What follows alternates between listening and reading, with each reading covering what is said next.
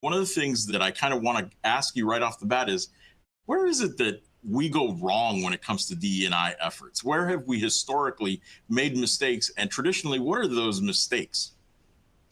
Well, it's not just historical. Those mistakes continue to this day. And I'm going to spell out three big mistakes that mainstream DEI programs make, according to the research.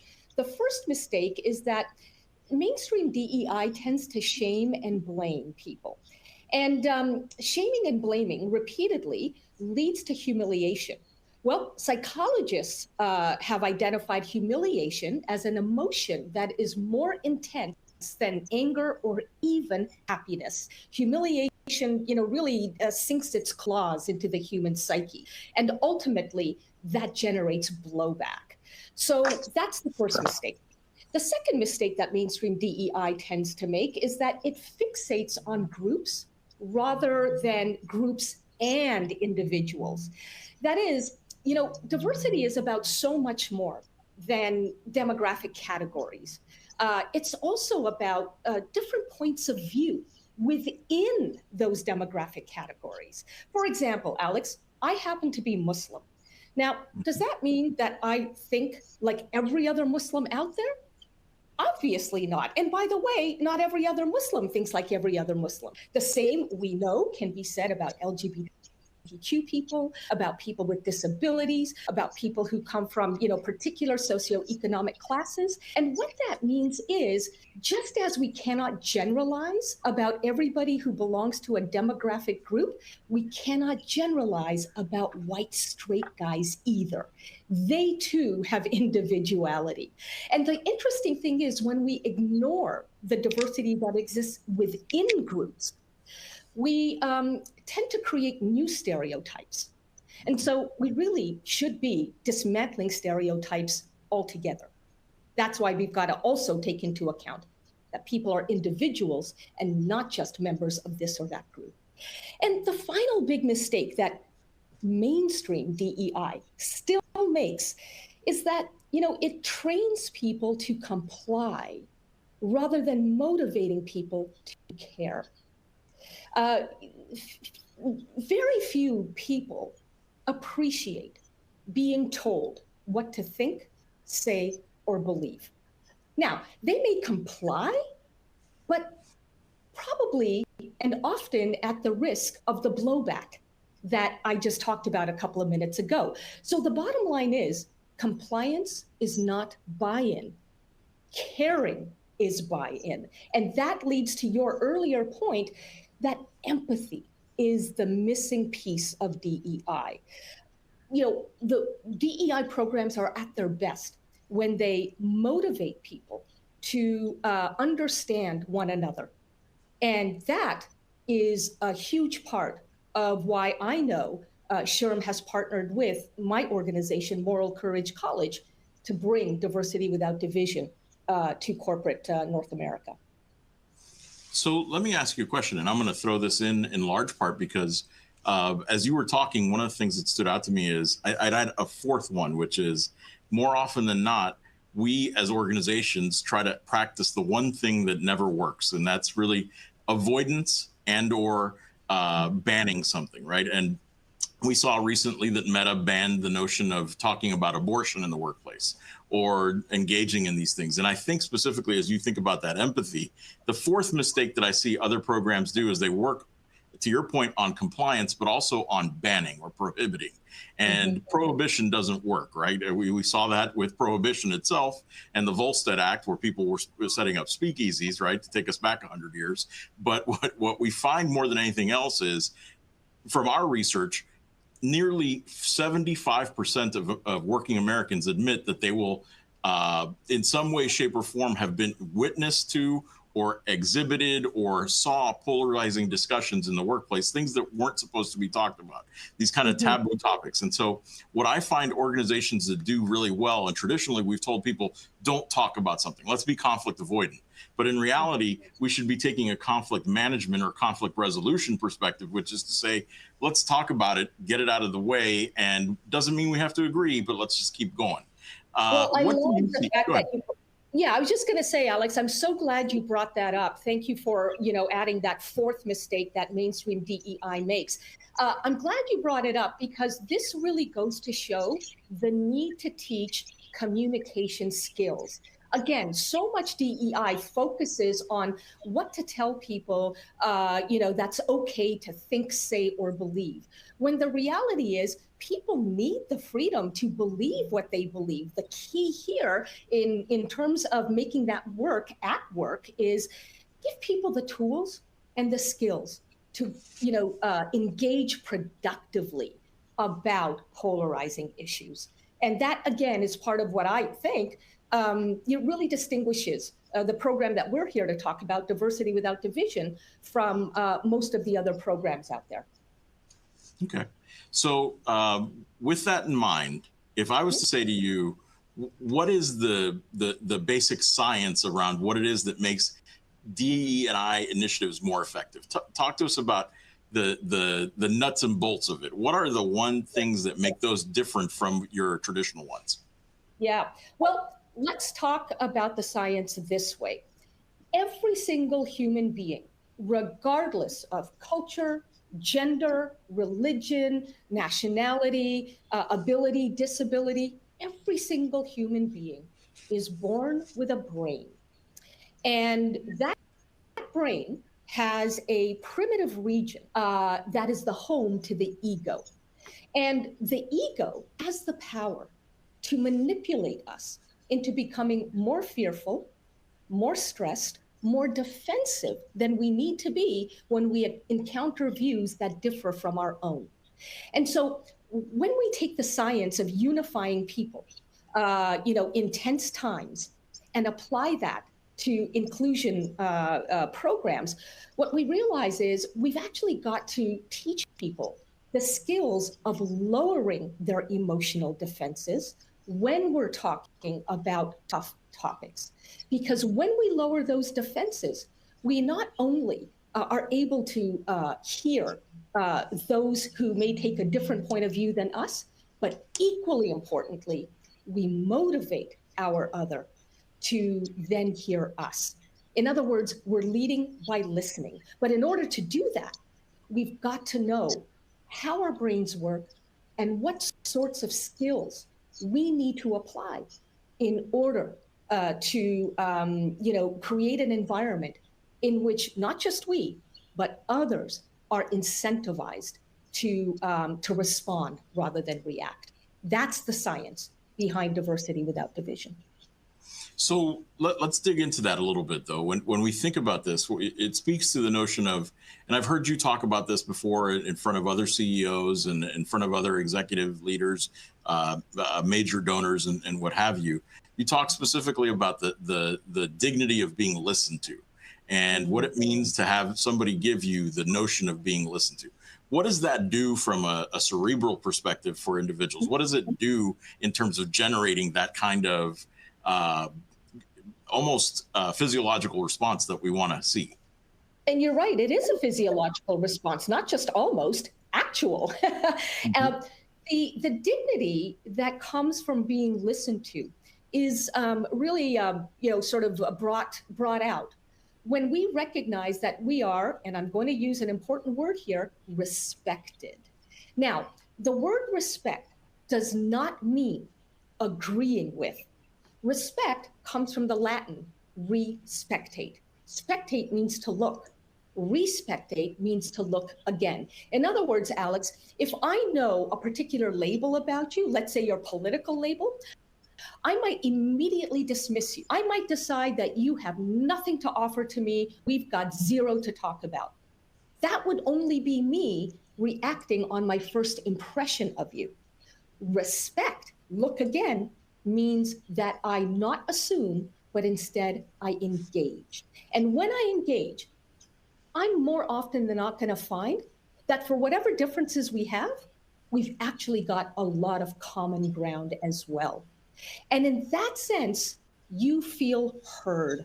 And when you feel heard, Alex, the physiological response is that the blood rush in your body slows down, that the hyper emotional part of that brain that I call the ego brain, right, the primitive brain, begins to calm down, and you're now transitioning from hyper emotion to a more evolved part of the brain where reason and emotion can coexist.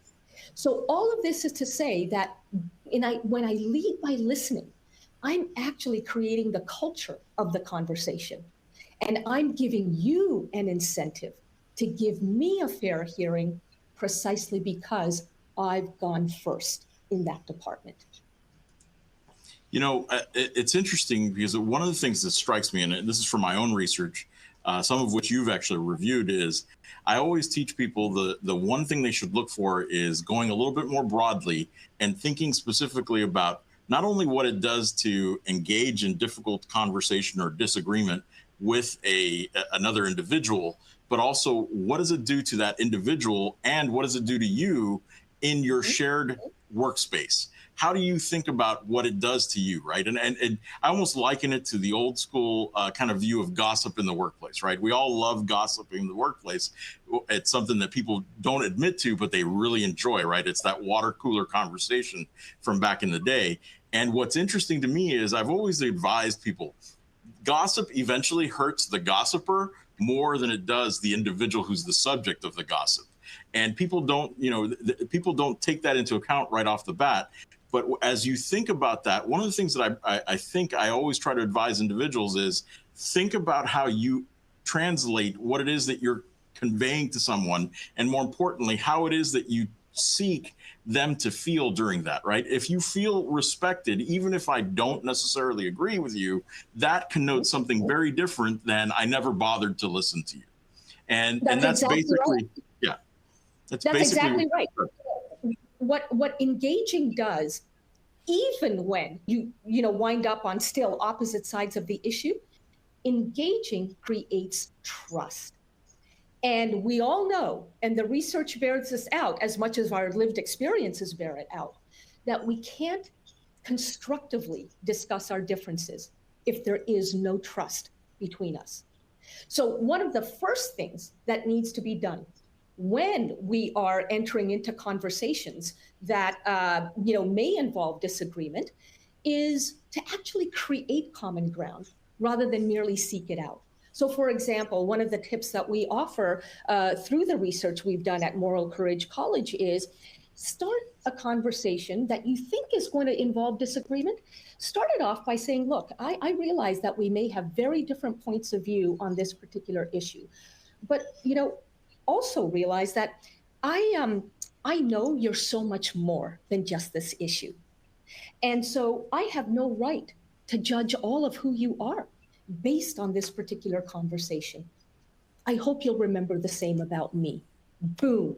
Not only have you lowered emotional defenses by acknowledging that the other person is so much more than the labels that they seem to have right now, but you're also creating a rule of engagement that both parties can buy into and that you can always come back to during the course of the conversation by saying, hey, remember, I'm so much more than just this issue, Rhea, and I'm remembering the same about you too. So let's actually try and tackle this in a more constructive way. So what kind of practical skills is someone developing when they're really practicing the notion of diversity without division? Well, I just mentioned, right, that one of the skills is to proactively create common ground rather than merely seek it. Another one, very important, because we're all addicted to this, is to breathe. But here's the key, breathe deeply. Because when we're anxious, Alex, all human beings have a tendency to breathe in a very shallow way. And that actually deprives our brains of the oxygen that they need in order to transition from hyper-emotion into a better balance between, emotion and reason. So when we breathe deeply, and we make it a habit to do that throughout the day, we're actually setting the foundation for us to respond rather than react. That's another skill. A third skill would be to ask questions that are sincere rather than sarcastic. It would be so easy for me when you and I are having a dispute to say, oh, really? So what you're actually saying is, that is judgment wrapped up in a question. right? No, you want to be able to ask sincere questions. And we actually teach participants of Diversity Without Division how to do that. We also teach people how to listen to understand rather than to win. For example, how do you know when you're actually listening to understand? Well, you know this when you're still inside of yourself thinking, wow, what Alex is telling me is kind of insane. That's crazy. Notice that you're judging, and that's okay, but you're not letting that judgment shut down conversation. Instead, you're using that judgment to open up another round of questions, right? So again, wow, what Alex is telling me is just wild. I have no idea how he got to that. So I have to know more. And that's when you can ask your next question, starting with a very powerful 3-word phrase. Tell me more. Tell me more. Research shows that that phrase opens up conversations because it is utterly inviting, it assumes nothing, and it telegraphs to your other that I'm still listening. You still have the floor. I'm still worthy of your trust. So you can see, right, that these are tips and techniques and tactics that are very easy to remember. They take practice, obviously, but they are grounded in the neuroscience. That means that we're all wired in this particular way. So when you exercise these tips, more often than not, you're going to find healthier outcomes to conversations that may go sideways. You know, that makes complete sense. And I will share just from my own experience. I worked with a colleague 4 years, a brilliant person. But one of the things that he always did was he layered on the exact opposite of what you're describing with the tell me more and the judging, because he stopped at the judging. And he did the judging in such a way that I found so interesting. He basically said, let me see if I can reiterate what you're telling me and get on the level of thinking that you're on, which was his way of saying, you're not as smart as I am. And let's see if I can think like you think. So it's interesting. I've seen that happen over the years and really have some deleterious effects on relationships. I'd be intrigued to see if you've ever run into that. Yeah. Well, you know, I've actually tried that. And here's the problem with, let me see if I understand, and I'm going to put it in my own words so you can really, clarify this for me. That takes time. And it's time that a lot of people, particularly in this age of chaos, think that they don't have. And so instead of fighting the temptation to, sort of keep the conversation moving, what we've done at Moral Courage College and through this program, Diversity Without Division, we've come up with, techniques that don't take a lot of time. Of course, though, Alex, people have to remember these techniques, and that's why we emphasize this is not a one and done kind of journey. You don't just check off the box after taking one of our workshops. You've got to practice these skills. And so one of the things we make clear to our participants is, look, of, let's say, the 5 techniques that we have just shown you, choose the one, just one, that will be easiest for you to turn into a habit. Why? Why a habit? Because habits, for better and for worse, are no-brainers. So when you turn something into a habit, you're literally disarming that part of the brain which wants you not to go there, right? The ego brain doesn't want you changing your ways. It wants you winning, for example, instead of understanding. But when you turn the need to understand rather than to win and the skills that go with it into a habit, you have just tamed your ego brain. You are now the boss. And it takes just one habit to get you on your way to healthier outcomes. There's a famed researcher, neuro researcher at Michigan State University. I think we both know him, Steve Robbins. And what he talks about is the ability to turn this habit forming into something that is valuable and something that is actually an asset to the individual beyond just things like inclusion and things like business problems. So I encourage many people to really look into what it is that he does. And Steve's a sensational speaker as well, somebody who could, we could all benefit from listening to. With that in mind, can I say something about that, Alex? Yeah, just that, you're absolutely right. Like, you want to turn these skills and tools into usable resources that go even beyond work. That, by the way, is why the subtitle of this webcast is Reimagining Inclusion at Work and Beyond.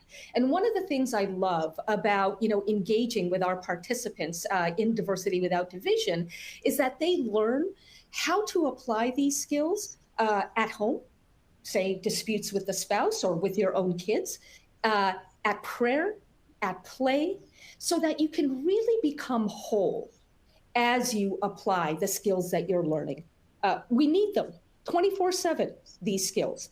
And at the end of the day, relationships need them. So whatever relationships you value, you can apply these skills to improve and heal those relationships. I had a former colleague, another Steve, actually, Steve Crawford at GW, who said he was notorious for saying, if these were soft skills, more people would still be married. Exactly. I actually call them power skills, not soft skills. Power skills. That's a good way to look at it. Yes. So let's get back on track here and really look at one thing that I think I'm going to segue, actually, not a getting back on track, but one of the things that I want to talk about, because you and I have had conversations about this over the years, is the notion of diversity of thought, right? Yeah. And I say this in large part because we've seen organizations really struggle with this concept of diversity of thought, right? Diversity of thought really meaning diversity of background, but when it comes to the actual thought, it's really more different point of view, different way at which you approach a problem, but you still have to live with the notion of allegiance. And I think back to the problem that we saw, for instance, with Google a couple of years ago, I guess it was almost 4 or 5 years ago now, where you had somebody who brought different political stances into the workplace and had the culture weaponized against them because they were not the traditional individual that exists within that culture. So what do you look at when you look at organizations that are truly successful in fostering that diversity of thought and not turning it into pure allegiance? Yeah, so let me start this way in answering that question. SHRM's own research, and I've relied on this a lot, shows that right now, over 40% of people who are part of the Great Resignation have quit their jobs, they say, because their values are being stigmatized at work, right? They're not saying because I'm not agreed with, but instead they're saying because my convictions, my ideals are being basically weaponized against me. And this is the HR case for including diversity of viewpoint in how we define diversity itself. And it goes back to something that I think I can't emphasize enough, that, we tend to focus in DEI work on diversity between groups when we ought to also be acknowledging diversity within groups. Just because you're a man, just because I'm a woman, if that's how you and I identify, just because you're of one nationality and me another, doesn't mean that you are the same as everybody else who is in the groups represented by those labels. Now, some people will feel the pressure to pledge allegiance to that group because there isn't psychological safety inside that group to differ from the consensus, right? We've all heard words like inauthentic. Irshad, you're such an inauthentic Muslim, or you're not a Muslim at all. That's the kind of judging that happens within groups, and it's very painful to hear. Which is why, in order to bring out diversity of thought, you've also got to ensure that in affinity groups or employee resource groups, that there's psychological safety for people to be individuals and not merely mascots of that group. And one final thing I'm going to say about all of this, which is that, innovation depends on diversity of viewpoint. Einstein himself, confessed that he needed a wide array of friends to bounce his ideas off of, because he couldn't have come up with his own blind spots. How could he? He lives in his own skin, literally and figuratively. So if we're going to keep, the innovative spirit alive, or restore it at any one of our organizations, we've got to ensure that people feel free to express themselves. Now, we teach people how to express themselves in a way that respects different points of view. So it's not a free-for-all, but it does mean that when people self-censor, they deprive their organizations of the really interesting, ideas that come from people who really do have different interpretations of life itself. One thing that strikes me is, and I studied this in graduate school because I was a teams researcher back then, is the most effective teams were never made up of the same person over and over again, right? Cloning themselves was never really something that really offered the greatest success. And what you found is people who had different, in particular, spatial ability, because I studied teams in space, not just in space, but teams in confined spaces related to fighter jet teams, right? And one of the things that we found is people who had different types of spatial abilities making up one team with good communication was really the most effective team. And I found it was interesting because it's exactly what you're describing. Is there's two types of compatibility and diversity in any one organization or multi-team system, right? It's the diversity within the team and then the diversity across teams and really beyond those teams. And it's accounting for both of those that really makes effective organizations, in my experience. It's almost akin. By the way, Alex, not just your experience. I will tell you. Some of our viewers may have caught a really interesting article in the Wall Street Journal just a couple of weeks ago about how the San Francisco Giants, right, a baseball team, have the quote weirdest coaching team in all of baseball. And what makes them weird is that the people who are on this coaching team come from such different backgrounds, even professionally and educationally. Not all of them come from baseball. Some of them, for example, have been published writers in poetry journals and in other forms of literature. And yet that combination of viewpoint diversity and diversity of perspective is what allows them to cover off each other's shortcomings. It's a fascinating idea that should remind us that if we're going to hire for culture fit, let's make sure our cultures are open to experimentation. Let's make sure that when we invite people in, it's not because they think the same way as us, but precisely because they are given the permission to think. And we, in turn, have the responsibility to engage. That is a culture that sets itself up for success. Absolutely. And as I think specifically about this, one of the things that strikes me is the Giants, for example, are one of several different organizations in professional sports where there's a true zest for that kind of culture that fosters not only inclusion, but rather fosters smart and curious individuals walking around regardless of how they identify. And, I think about them. I think specifically about the Yankees, who've hired a female manager in their in their farm system. I think about the San Antonio Spurs in the NBA, who've done a sensational job in bringing all kinds of different neurodiversity to their organization. Same thing goes with the Dallas Mavericks as an example. But getting out of sports, because I know that I don't want to bog us down in sports. One of the things that strikes me, though, is those organizations, you don't have to make a case around why DE&I is so critical to the business, right? And I know this seems a little cliche because everybody talks about this, but one of the things that strikes me is over and over again, I have numerous cases where I've run into executive committees of organizations, and the argument that they ask is, how do you build a business case around DE&I? And more importantly, how do I sell that to my consumers? And I sort of struggle with that. In fact, I was hit with this almost 4 days ago while having this conversation. And there are organizations that get it because of either the human components, the human rights components. There are organizations that get it because it makes good business sense if you're trying to diversify to your consumer base. But I'd love to get your thoughts. How do you quantify this whole business case? And more importantly, should we even be doing that? Yeah, that's a really interesting point. Should we even be doing that? Well, look, anybody who's interested in the business case, there are no shortage of reports out there making the business case. So I'm not going to, rehash that conversation. But I think today, Alex, the more powerful case to be made for inclusion done right is the fact that, anxiety is just rife in our culture.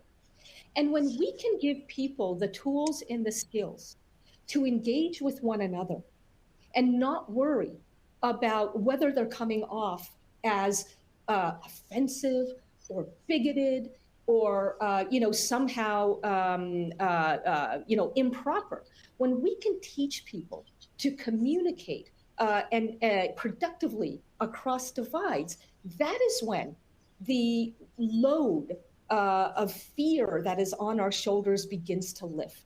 In other words, if people know that they don't have to be right all the time, and moreover, that when I'm not right, I'm not going to be punished for not being right, but instead I'll have questions asked of me in ways that are sincere, not sarcastic, curious, not judgmental.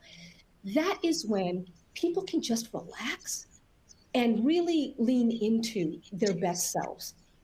And that is the case for an inclusion program that teaches communication, not just here's what you need to think, say, or believe.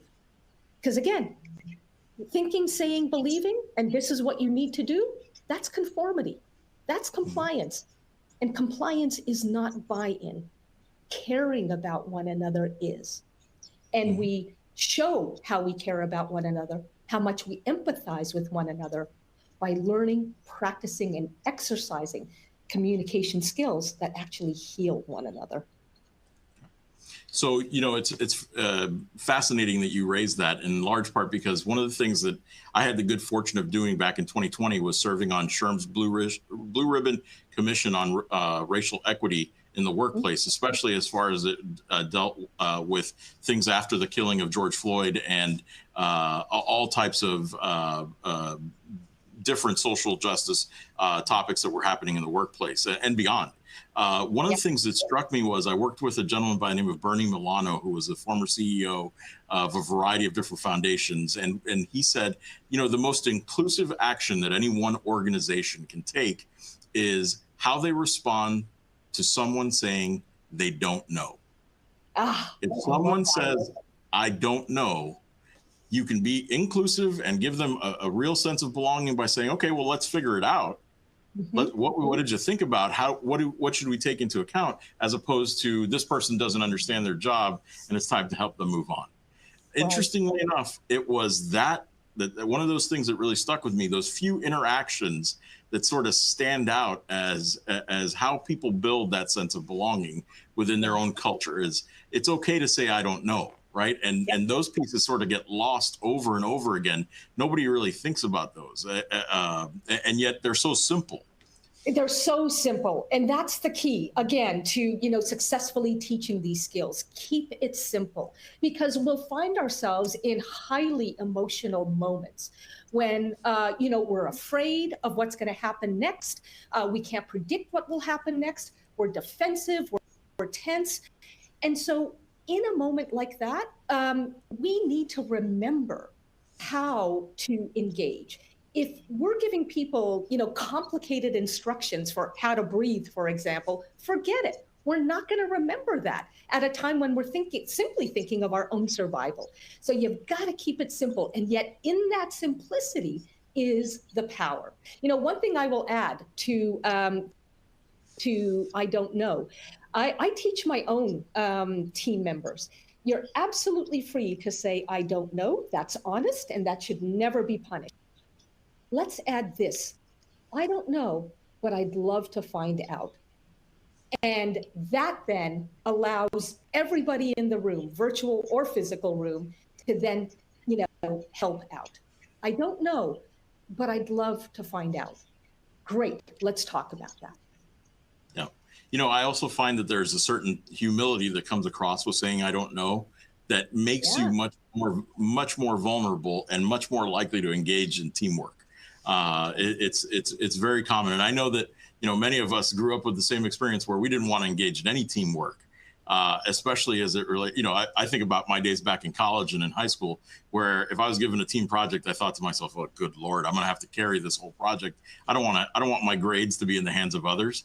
But in reality, what I found is that humility and that vulnerability actually is part of what makes, polarizing kind of perspectives come together and become much less polarized. So, with that in mind, I want to kind of ask you a question. What does it look like when somebody's getting diversity with division or without division right? Yeah, what is it organizations doing, right? Because we talked a lot about the foibles, but what is it that it looks like when it's done well? Yeah, well, I'm going to reference how we avoid at Diversity Without Division, how we avoid the foibles. And we do this in three ways. Number one, Diversity Without Division treats all people as being more than meets the eye, more than the labels that my ego brain puts on you. Now, Alex, if you decide that, you want to take a label or more for yourself, that's entirely your right and entirely your choice. We're also, though, going to show that you are so much more than the labels that you give to yourself, and that others are so much more than the labels that you give to them. So that's the first thing. We transcend labels. The second thing we do is we define diversity to include diversity of viewpoint. I know we already talked about this, but it can't be said enough that individuals are not identical, even when they belong to the same identity groups. And that is part of respecting, taking another look at who you are, not merely what you are. And the third thing we do is, we don't tell anybody what's okay to think, say, or believe. We teach everybody how to lower their emotional defenses, particularly when sensitive issues come up, so that we can all learn from multiple perspectives. And in that way, we also keep room for innovation, alive and well in our midst. So obviously, there's much more to say about how Diversity Without Division does its work, but people can actually find out for themselves by going to our website, which is moralcourage.com. So the company is Moral Courage College. Our signature offering is the Diversity Without Division inclusion program. And of course, if people have questions beyond the Q&A that I know we're going to jump into in just a moment, they can always email us. And the email address is up here on screen, team@moralcourage.com. So, one thing that I want to kind of talk about here specifically is where you got the inspiration for DWD. How did this come about? Tell us about your lived experiences and how they shape your life's work today. Yeah, I think I'll say two things. One is that I have been treated for most of my life as a poster child of multiculturalism. Woman, queer, person of color, refugee, Muslim. I mean, there are very few boxes that I don't check. And I've always found that the problem with labeling is not the label itself. I mean, it's true. It's factual that I'm Muslim, that I'm a woman, that I'm a person of color. These things are true. So it's not the label that's problematic. It's the assumptions that go with that label, right? And that is what stops people from engaging. When we make assumptions, our brain tells us that it's true about Alex, that he is this or he is that, when the reality is that my assumptions may actually be distorting you, as assumptions have often distorted me. And so that's why I've got fire in the belly to improve, the way inclusion is done. There's a second thing I want to say about all of this, Alex, and that focuses on why we've gone as far as to be teaching the skills of respectful communication. 20 years ago, shortly after 9/11, I came out with a book about the need for reform in my faith of Islam. And I knew, Alex, that I'd be on the receiving end of a lot of hostility, fragility, if you might say, from my fellow Muslims. So again, it's not just a white fragility thing, Muslim fragility here, human fragility. But I knew that I'd be taking it on the chin.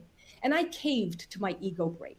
My ego brain told me, Irshad, when you're punched verbally or otherwise, be sure to counterpunch so your audiences know that you mean business. It was the worst mistake I could have made, Alex, because in counterpunching, I made my detractors more dogmatic than they meant to be. I made my sympathizers suspicious about my motives. Is she really in this to move the needle, or is she in this to play gotcha? And it frankly landed me in the hospital, not because of anything that anyone did to me, but because of the toxic energy that I was contributed to. Over 10 years, I began having panic attacks and fell into a clinical depression and so forth. And it was when I was in my recovery from that physical breakdown that I realized I needed to change the way I communicate my values and ideals. And so the very first thing I did coming out of my recovery was I accepted a high-profile invitation on Al Jazeera TV to debate whether Islam needs reform. And the reason I accepted it is I wanted to test myself to see if I could turn the tables on this debate and make it a discussion instead. So what I did during the so-called debate, I acknowledged when my adversary made a good point. When I was asked a question to which I had no ready answer, I took a couple of breaths, deep breaths, in order to just process what I needed to think about. And if I still didn't have an answer that I could stand by, I asked the questioner, what do you think? I'm not here to school you. I think I've got something to learn from you.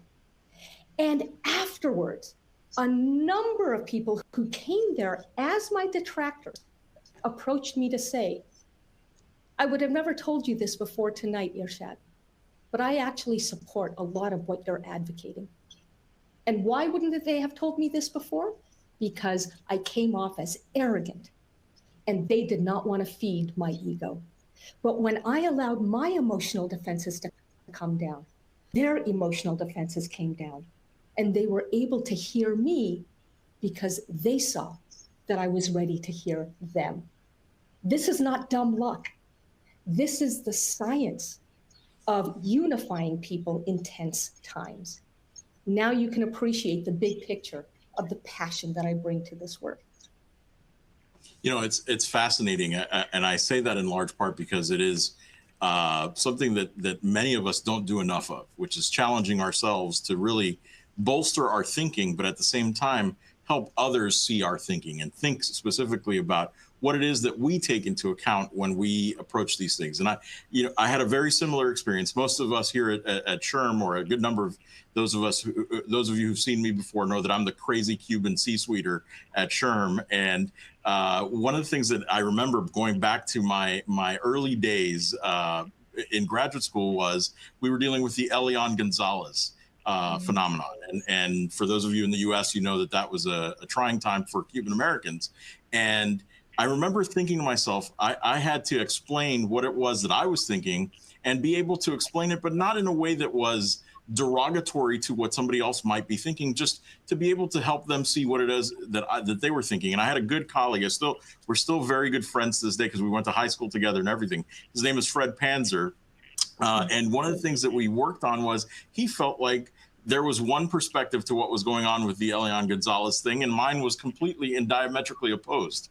And if it wasn't for the fact that we actually took the time to debate it and share perspectives and really do so in a thoughtful way that didn't tear each other down, we would never have gotten to the point where we have completely swapped perspectives.